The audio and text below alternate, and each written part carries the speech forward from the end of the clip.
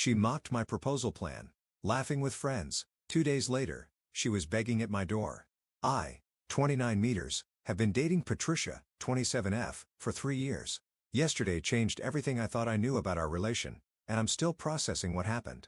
I need to get this off my chest. For context, we met through mutual friends at a housewarming party, moved in together last year, and everything seemed perfect. She'd been dropping hints about marriage for months, showing me ring photos on Instagram, talking about wedding venue. I was actually planning to propose next month. Yesterday morning, I was at Local Beans, our usual coffee spot. I was in the back corner with my laptop, wearing my earbuds, but not playing anything, just trying to focus on some work. That's when I heard familiar laughter. Patricia was there with her friends, Gladys and Mary. They sat at the table right behind me, didn't notice me because of the tall booth divider. At first, I was just going to say hi, but then I heard my name. Patricia was talking about me, and something in her tone made me stay quiet. "So you're really going through with it?" Gladys asked, trying to keep her voice down but failing miserably. Patricia's laugh was different than I'd ever heard before, cold, almost cruel. "Of course, Brent's so predictable. He's been looking at rings online. I saw his browser history. God, he's such a fool."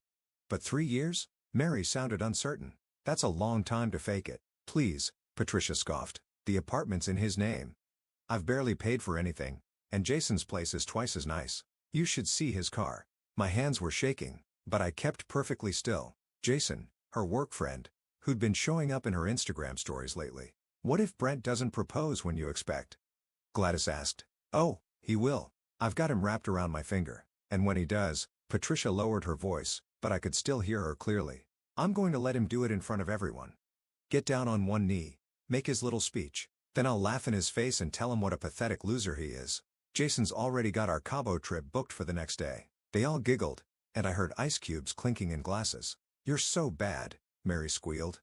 "What about all his friends? Your shared friends? They'll get over it. Most of them are his friends anyway, and I've got better options with Jason's crowd. Better parties, better connections. Brent's nice and all, but he's just basic. Did you know he still uses a Timex watch?" In 2025, I sat there, letting the rage build slowly, controlling my breathing. 3 years, 3 fucking years of my life, and she'd been playing me the whole time. "When's D-Day?" Gladys asked. "He always does big things at Giovanni's, that Italian place he thinks is fancy." More laughter. "I give him 2 weeks max. I've been sending him photos of that princess cut ring from Somerset Jewelers all week." They talked more about Jason, about their secret dates, about how Patricia had been stashing away money from our joint account. Everything she said made me grip my phone tighter, but I didn't move. I just kept recording. Finally, they left. I watched through the window as they got into Patricia's car, still laughing. She had no idea I'd heard everything. No idea that I'd recorded her entire confession on my phone. I drove home in a daze, but my mind was already working on what to do next. The apartment lease, our shared accounts, all the evidence I'd need. The rage had turned into something cold and focused. When Patricia came home that eve, I acted completely, asked about her day, listened to her lies about lunch with the girls. She kissed me and said she was thinking about Giovanni's for our anniversary next week. "Great idea, babe," I said, smiling. "I've been thinking we should do something special." She beamed, probably thinking her plan was working perfectly. If she only knew what I had planned for her instead. "I'll post updates as things develop. Right now, I need to make some calls and set a few things in motion. The next few days are going to be interesting." Update 1. Quick recap. Overheard my GF Patricia, 27, at a cafe telling her friend she was planning to humiliate me during my proposal, and that she's been seeing some guy Jason from her office. Well, buckle up because the last week has been absolutely insane. After that day at the cafe, I went into full detective. I know it sounds dramatic, but I needed solid proof before making any moves. The first thing I did was create a fake Instagram account and started following Patricia's friends, Gladys and Mary. These idiots post everything. Within 2 days, I had dozens of screenshots of them at different bars and restaurants with Patricia and Jason. The best part? In several photos, you can clearly see them making out while Patricia's wearing the promise ring I gave her last Christmas. But here's where it gets better. Remember how Patricia always works late on Thursdays? Well, I decided to grab dinner at that small Thai place near her office. Guess who I saw sharing pad Thai and playing footsie under the table? Yep. Patricia and Jason. Looking very much not like co-work. I wasn't going to do anything stupid. I just sat at the bar, ordered a beer, and recorded a few clips on my phone. The funny part is how they were so caught up in their little world, they didn't even notice me. Patricia was literally wiping sauce off his chin while wearing my hoodie. The audacity of this woman. The next day, I ran into Gladys at the grocery. She looked like she'd seen a ghost. I just smiled and asked her how the cafe meetup was last week. She started stammering about how she had to go, but I kept her there by asking innocent questions about Patricia. "Oh, how's she doing with that big project at work? Must be stressful with all those late meetings." Gladys was sweating bullets. I decided to really twist the knife. I pulled out my phone and showed her the engagement ring I'd been planning to propose with. It was just a photo from Google. Her face went through about 5 different emotions in 3 seconds. She immediately called Patricia after leaving the store. I know because Patricia called me 5 minutes later, being suspiciously sweet and asking about dinner plans for the next few weeks. My friend Jacob helped me set up the next phase. He works at the same company as Patricia and Jason, but in a different department. Through him, I learned that Jason isn't just some random guy. He's actually in the middle of a divorce, which Patricia had no clue about. He's been feeding her lines about leaving his wife for months. I've been playing it cool, acting extra loving, and dropping hints about our future. Patricia's been eating it up, probably thinking her plan is working perfectly. Yesterday, she even left her phone unlocked while taking a shower. I didn't need to snoo. Her messages with Gladys were right there on the screen. He's totally going to propose soon. Everything's perfect. Jason says we can go public right after I dump Brent. Here's the best part. I've booked a table at that fancy steakhouse downtown for next Saturday. Patricia thinks it's for a proposal. Her friends all RSVP'd to come celebrate with us after. Even Jason's planning to be at the bar, coincidentally, to watch the show. Little do they know, I've got a whole different kind of show planned. I've already lined up a new apartment. My stuff's been slowly disappearing from our place. Nothing obvious, just things she wouldn't immediately notice. The ring box I'm bringing to dinner, it's got printouts of all their photos and messages, plus a special note just for her. The hardest part has been acting normal. Every time she kisses me or talks about our future, I have to resist the urge to call her out right there. But watching her dig herself deeper, planning my humiliation while I'm planning something much bigger, it's almost poetic. My hands are shaking just writing this, but not from sadness, from anticipation. Saturday can't come fast and I've got everything documented, witnesses lined up, and an exit strategy ready. Patricia thinks she's about to star in her own little romance movie, but she has no idea she's actually in a tragedy of her own making. I'll update again after Saturday, and trust me, you won't want to miss what happens next. Edit. Thank you all for the support. And to those asking, yes, I've got all the evidence backed up in multiple places. I'm not leaving anything to chance. Edit 2. A lot of you are asking about Jason's wife. Don't worry, she's gonna get all the evidence too. I'm not the only one who deserves to know the truth. Update 2. Everything went down last night, and I'm still processing it all. Thanks for the support from my previous posts. You guys helped me stay focused when I needed it most. I made the reservation at Bella Rosa for 7:30 p.m. It's not some fancy 5-star place, but it's the nicest Italian restaurant in our area, and Patricia had been dropping hints about it for months. I knew her friends, Gladys and Mary, would be there. They'd been texting her all day about the special night. Little did they know, I wore that blue suit Patricia always said it made me look handsome, picked her up at 7, and she was practically glowing. She kept checking her phone during the drive, probably texting updates to her friends and Jason. I just kept smiling, remembering how she'd laughed about her plan to humiliate me.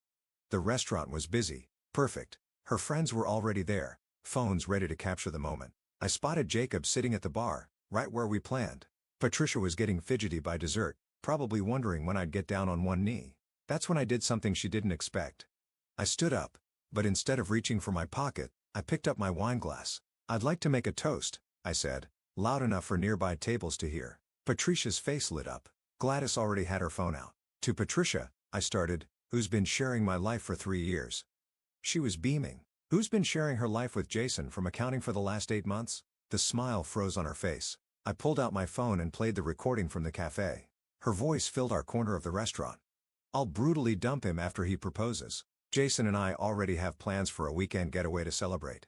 The color drained from her face. Gladys and Mary sat there with their mouths open. "What's funny," I continued, keeping my voice steady, "is that Jason never told you he's married, did he?" That's when Patricia lost it. She jumped up, knocking over her wine glass. "You fucking asshole," she screamed. "You set me up." The restaurant went dead quiet. "No, Patricia. You set yourself up. I just decided not to be your punching bag." I turned to Gladys and Mary. "Did you know she was planning to humiliate me? Or were you just happy to play along?" Mary started crying. Gladys tried to stand up for Patricia. "You don't understand." "Oh, I understand perfectly." I cut her off. "Check your phones. I just sent you both some interesting screenshots of Patricia's conversations with Jason, specifically the ones where she brags about playing both of us." Patricia lunged for my phone, but Jacob was already there stepping between us. "Don't," he said quietly. That's when she really lost it. "You ruined everything," she screamed, mascara running down her face. "I had it all planned. Who the fuck do you think you are?" The manager came over. Patricia was still screaming about how I'd betrayed her. Ironic, right? Jacob helped me handle the bill while she was escorted out, still yelling. Gladys followed her, but Mary stayed behind. "I didn't know," Mary said, looking sick. "She told us you were controlling, that she needed a way out." She showed me her phone. Patricia had been spinning lies for months, painting herself as the victim. I walked out to find Patricia sitting on the curb sobbing into her phone, probably calling Jason. Good luck with that. His wife found out last week. Gladys was trying to comfort her, but backed off when she saw me. "How could you do this to me?" Patricia whimpered. The rage was gone, replaced by something pathetic.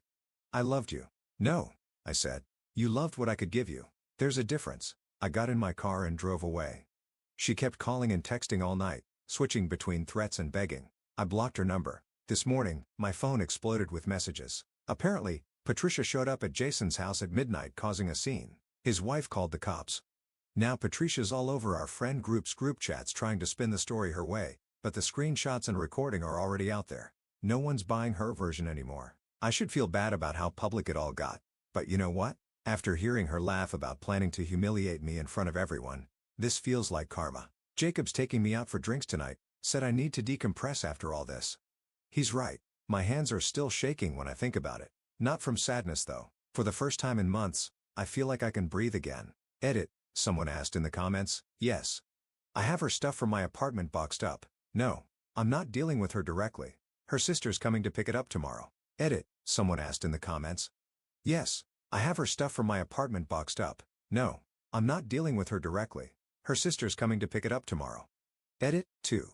Thanks for all the support. And no, I'm not interested in your sister/cousin/friend who would never do something like this. I need some time to myself. Finally, update.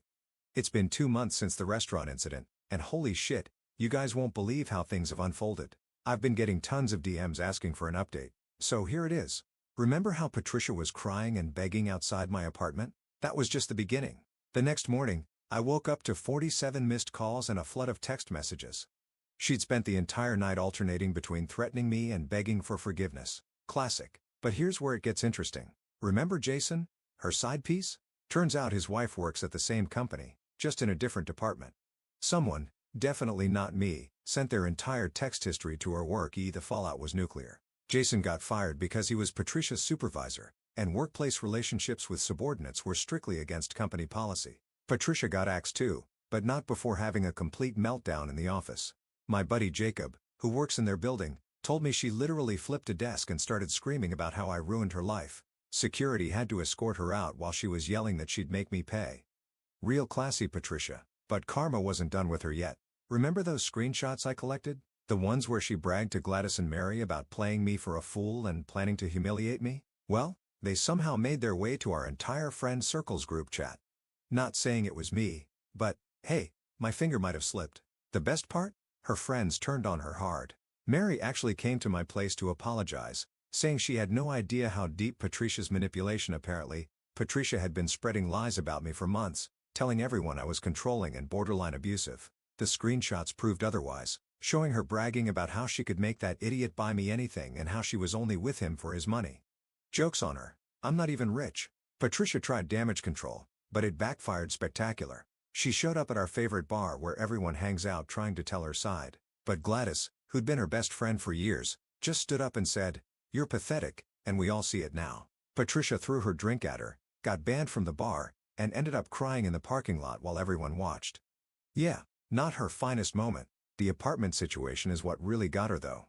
We lived separately, but she'd been bragging to everyone about moving in with me after the proposal. She'd already given notice at her place, expecting to move in with me. Now she's crashing on her cousin's couch because no one else will take her in, and with no job, she can't afford a new place. Last week, she showed up at my job site causing a scene, started screaming about how I owed her for 3 years of her life. My crew just stood there filming while she had her meltdown. That video's gotten quite a few views on our local Facebook. Not that I care, but it's kinda satisfying. But here's the real kicker. Remember the ring she thought she was getting? I took that money and booked a solo trip instead. Posted some pics at this amazing beach place. Patricia lost it when she saw them. Sent me this long paragraph about how that should have been our vacation money. Oh, and speaking of photos, met someone, Ramona. She's nothing like Patricia, actually has her own life, own career, doesn't play games. We've been seeing each other for a few weeks now.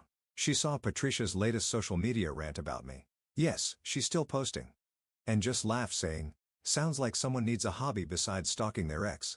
Patricia found out about Ramona through Instagram and went nuclear, started messaging Ramona with warnings about me. Ramona just sent back that video of Patricia's parking lot meltdown and blocked her. God, I love this woman. The cherry on top?